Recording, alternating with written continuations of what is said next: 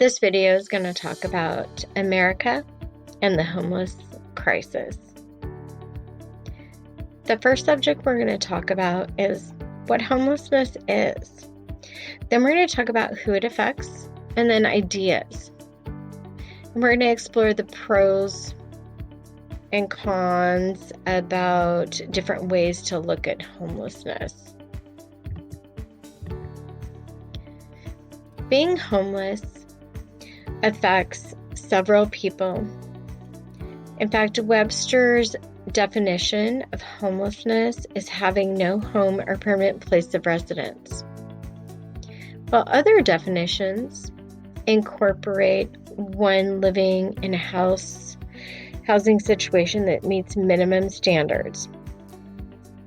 This could also include, living with family members or those situations as well.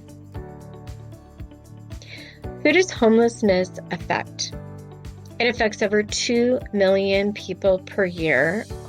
On any given night, there's actually about 600,000 people sleeping on the streets. Approximately 11% of the population of the homeless are veterans, most of which fall in the age group of 31 to 50 years old. These are typically the Gulf War and OEF veterans. Most of those veterans come from poor and disenfranchised upbringings prior to their military experience. And then it's, of course, convoluted more because of post-traumatic stress and also military experiences that they've had.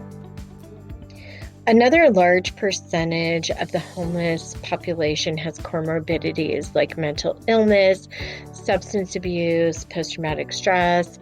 About 35% of the homeless population is mentally ill. We're going to delve into the two different perspectives on homelessness. Laws against homelessness. So criminalizing the homeless population is one. The other is looking at ways to support. We're going to first talk about criminalizing the homeless population.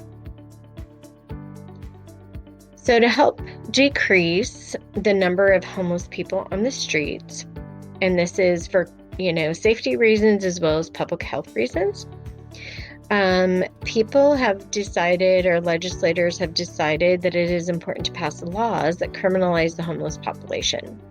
The cost of these is pretty high. It's about $16,000 per year. This includes jail, persecuting the homeless, and police costs. Most statistics say that 1 in 5 homeless people have actually been committed and convicted of crimes.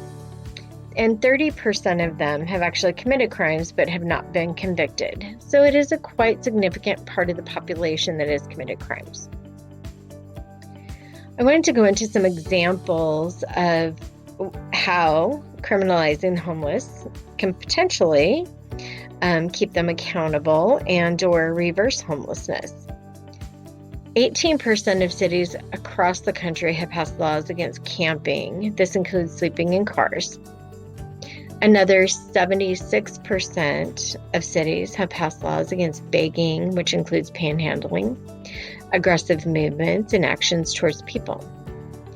Another law that has been passed by 65% of cities across the United States, including places like Denver, Dallas, and Oregon, have passed laws against loitering. This is sitting and stooping, near businesses, etc. Another criminalizing way to deal with the homeless population are creating laws against food sharing. 6% of the cities in America have passed laws, which are laws that make it a defendable offense for both people who receive and give food. The underlying reason for banning food sharing is that there's approximately 20,000 homeless people a year who actually contract hepatitis A, making this a health condition. So that's why laws are in place to help, ban food. Some conflicts which can arise from some of these laws they're not cut and dry. For instance, the camping ordinance in Oregon City 9-10-02 made it a misdemeanor to camp, but it's only a misdemeanor if the police can prove there's no shelter available and the homeless person chooses to sleep on the streets versus sleeping in a homeless shelter. This causes conflicts between the police and the homeless. And there are definitely other alternatives. So I think this is a good segue to looking at the other side of the fence.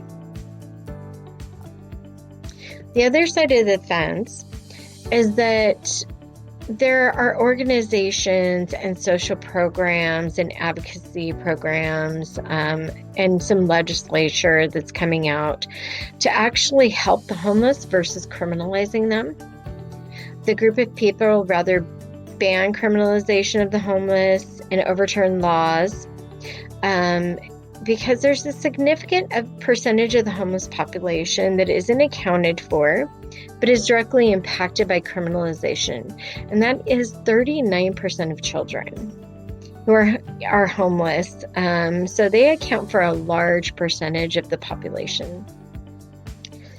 Realistically, the cost of criminalizing the homeless is not very cost effective.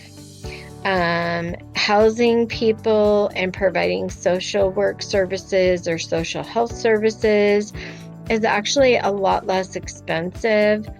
Albuquerque has proven that it's 64% less expensive, which is about $5,700 per person to actually offer additional services versus forcing criminalization. So there's definitely different ways to look at the homelessness situation. Criminalizing is one way. However, it is not as cost effective as some of the other solutions, but it is a direct solution, and it's something that people can look at and take statistics on and feel like they're making a move. But for the longevity, definitely offering different programs could be more useful.